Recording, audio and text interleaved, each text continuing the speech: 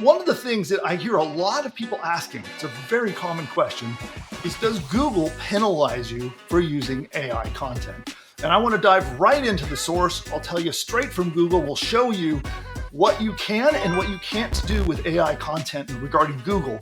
But before we do, I want to clarify one thing. We're talking today about blog posts, articles, and content that you publish on your website to attract traffic from Google. So we are not talking about like if you have a private members area or a free report or some kind of downloadable gift or a course.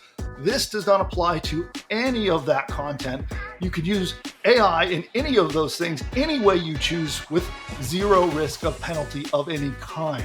This is all about using content pulled from GPT-4, right? ChatGPT from the company OpenAI.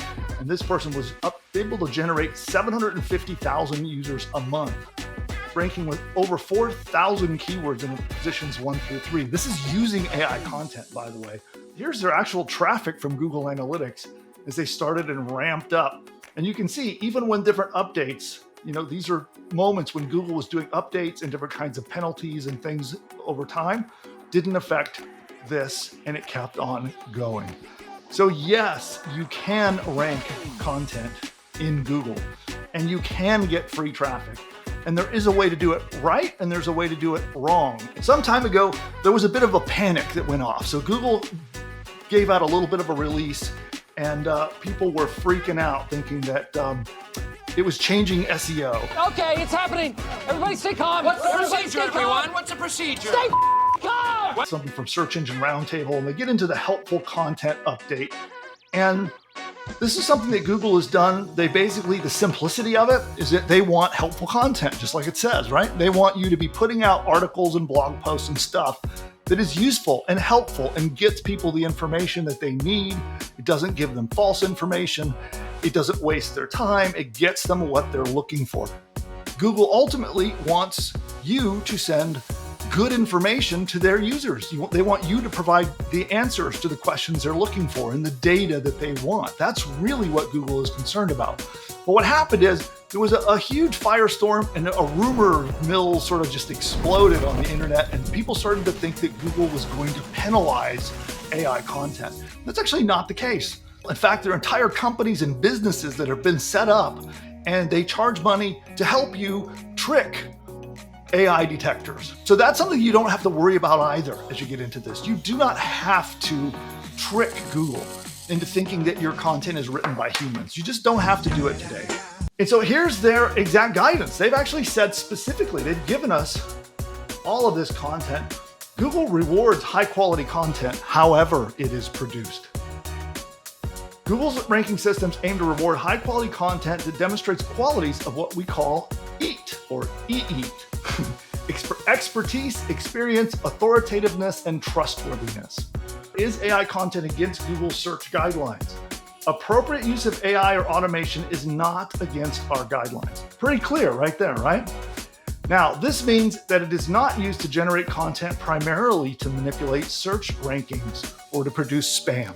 So what they're looking for is content that helps, content that answers, provides what the user is looking for.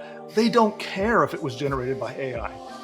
Google actually has a lot of signals, easily over 100, probably many hundreds of signals, maybe even 1,000 different signals that they watch. And they're watching user behavior, they're watching all kinds of things. And when they can detect that the users are getting what they're looking for, they rank your content. And so I like to think about what are the things people need to know. And if I'm generating content using something like ChatGPT, I'll ask it to give me a list and say, hey, if I'm trying to rank an article titled, 72 ways to teach your dog to stop barking, what are the common questions that people might ask about this article? And ChatGPT will come back and give me a list of all the questions people might ask. Well, I make sure that those questions are answered in my content. In fact, I can even then tell ChatGPT to write them up in a question and answer format for me to copy and paste into my AI content. That's an example of something that could be very helpful to the users.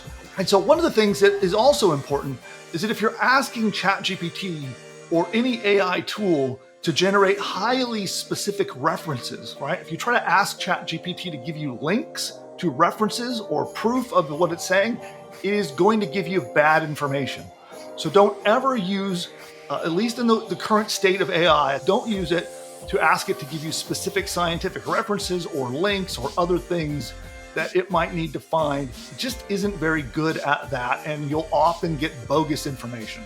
And so at the end of the day, we know that if we apply the basic principles of search engine optimization and providing good quality content, it is irrelevant whether the content was generated by an AI or by a human.